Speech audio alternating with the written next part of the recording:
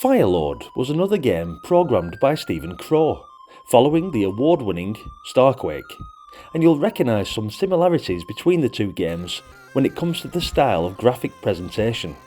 But Firelord isn't Starquake set in the Middle Ages, far from it.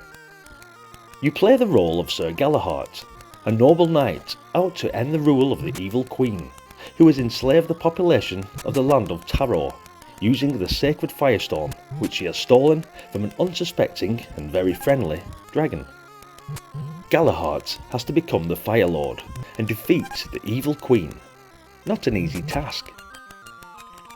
You begin the game as a lowly peasant in the village, battling flame ghosts who take the form of poor villagers. Our hero can zap these creatures, but only when he's collected an enchanted crystal.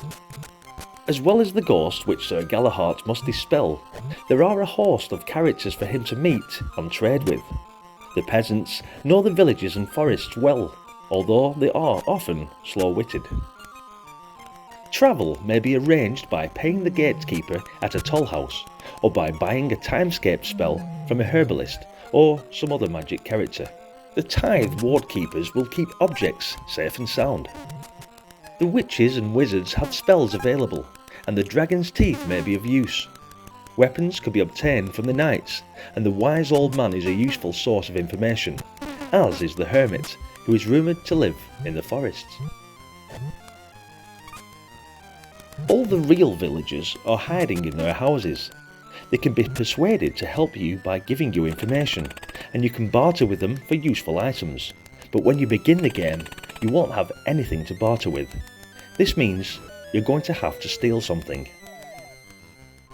Now, normally, a gallant knight like Sir Galaheart wouldn't dream of doing such a thing, but times are hard, and there's a quest at stake here, so you're going to have to do a bit of breaking and entering.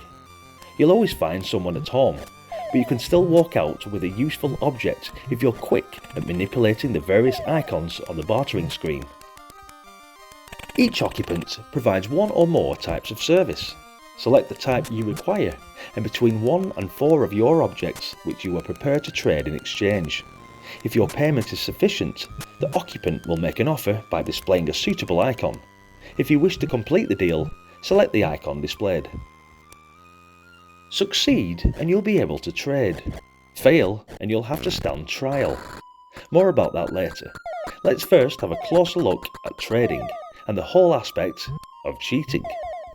Down the middle of the screen, you can find the various services offered by the character, and a set of scales signifies that you may be able to trade objects with them.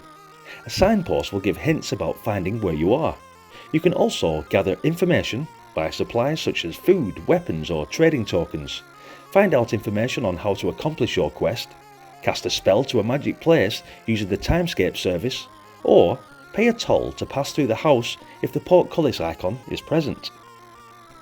Using the cross-shaped cursor, you select which service you require and how you intend to pay for it.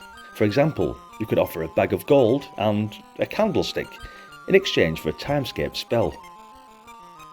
Now, back to the cheating part. Should you decide that it's worth the risk, you can choose to try and steal from the occupant of the building. If you get away with it, then you will escape with the object you desire, along with the item you were initially intended to part with. However, if you are caught, you will find yourself at the trial. If you're familiar with the bonus game in Uridium, you'll get the idea of the trial screen pretty quickly. An arrow flashes back and forwards between 2 words, innocent and death. You get 3 chances to ensure you don't lose a life. If you get it wrong and the arrow points to death, 1 life goes, every time. So if you get nabbed early on in the game, it could be quite short. Trading is a large part of the game, a unique aspect for a game of this type at the time. Your score can be found at the top left hand side of the screen. Lives left are shown in the right. In the centre are bars which show the condition of your energy, weapon and bartering powers.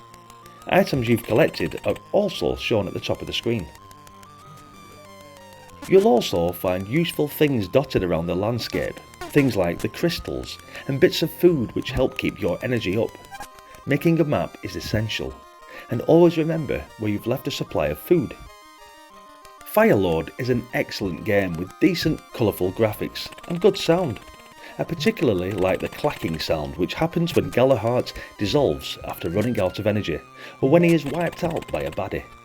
All very reminiscent of the sound effects from Starquake, but still very nostalgic to hear these now. Ben Daglish, of course, an absolute legend in his own right, and definitely not forgotten here, providing the music for the game, and I can almost picture him playing this on his flute in my mind's eye.